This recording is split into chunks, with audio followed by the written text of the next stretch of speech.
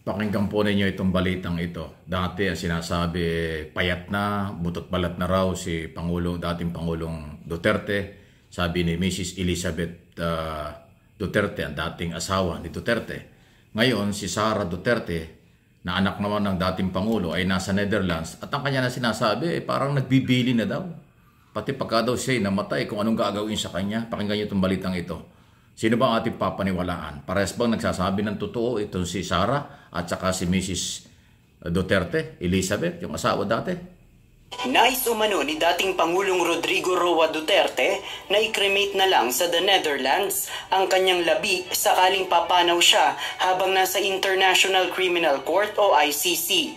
Ito anya ang naging habilin ni FPRRD kay Vice President Sara Duterte sa naging pagbisita nito.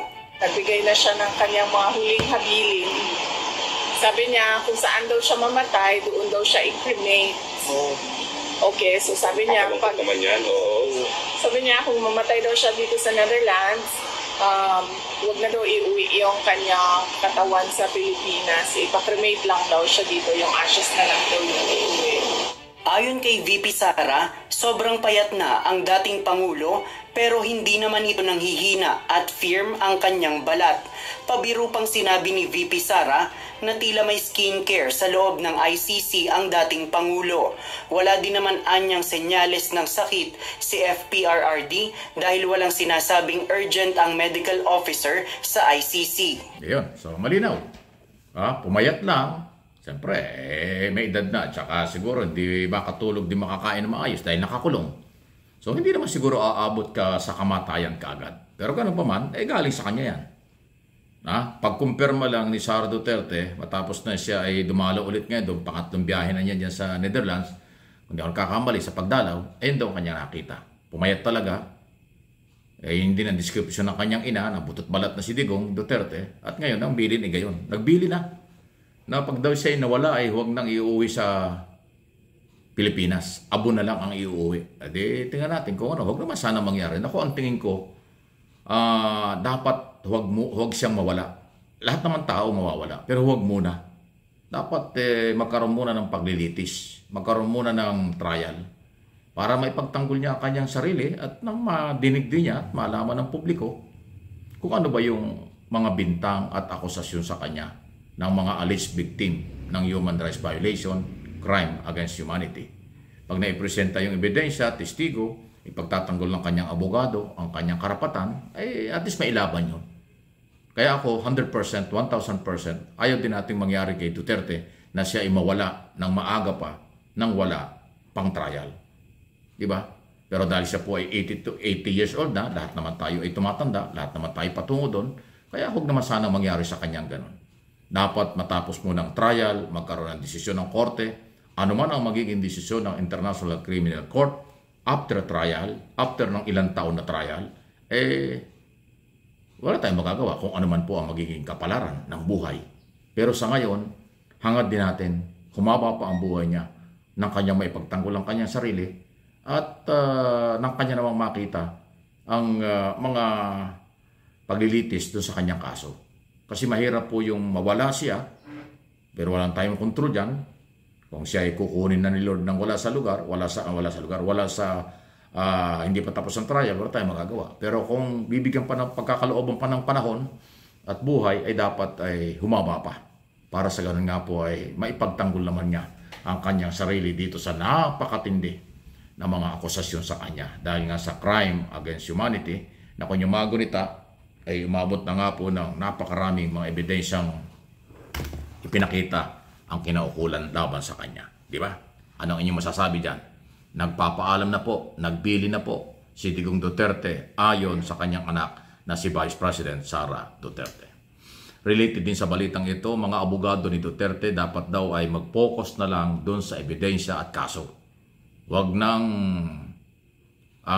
para bang makisawsaw sa politika sa Pilipinas. Yan ang reaksyon ng Palasyo ng Malacanang. Kasi itong abogado na si Attorney Nicholas Coltman, parang ang mga statement ay parang abogadong politiko sa Pilipinas.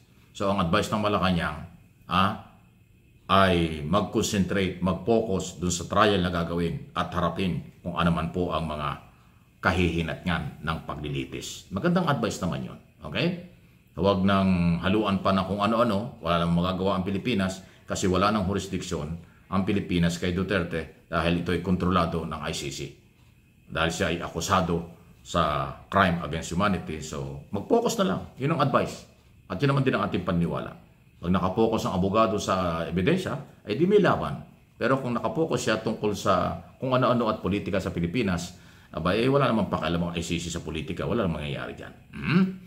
Sunod na ating pag-usapan, naku ano ito? Congressman Benny Abante na proklama na. Pinoklama na ho talaga ng 6th District bilang 6th District Congressman ng Maynila.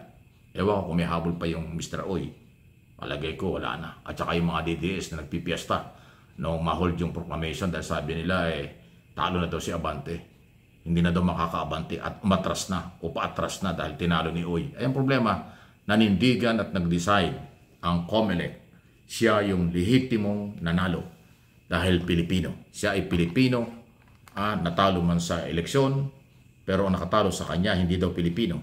Kaya dapat bigyan ng pagkakataon na yung Pilipino na dapat maging congressman. Kung incumbent, tapos nanalo, tuloy-tuloy na yan. Congressman Abante ng 6th District ng Manila. Kung ano may mga isyong legal pa, bahala na dyan ang Korte Suprema, papunta ron. Kasi sa COMELEC tapos na. Sabi ng COMELEC, George Garcia, chairman, tapos na sila. Lumabas ng embank resolution at desisyon. Kaya nila ginawa yun, legal sa kanilang paniniwala. Si Abante ang lehitimong congressman ng 6th District ng Manila. Ayan. Ayaw din ni Mayor Isko Moreno yan. Kasi galit si Moreno doon sa mga congressman na hindi niya kapartido. Tulad ni Abante nga, ni COA at Bariliano. Yung 3rd District, 2nd District at saka 6th District, hindi yung kaalyado ni Moreno. At yung mga tatlong congressman yan din ang binabanatan ni Sara Duterte noong before election, noong kampanya. Pati mga DDS bumapanat yan dahil yan ang mga aktibong nag-imbestiga ng di umani katiwalian ng Office of the Vice President at paglabag sa karapatang pantao naman ng mga Duterte dahil si Abante ay chairman ng Committee on Human Rights sa Quadcom. Ito naman si CHOA ay Blue Ribbon Committee chairman. At yun namang resolution ni Valeriano ng 2nd Distrito, yun ang dahilan kung bakit nag-imbestiga sa alleged corruption sa budget ng Office of the Vice President. Kaya nagdugtong-dugtong. Kaya ako binabanatan, dinayo pa ni Sara nung kampanya na siraan ng tatlong ito, pero hindi naman ho nagtagumpay. Nanalo pa rin.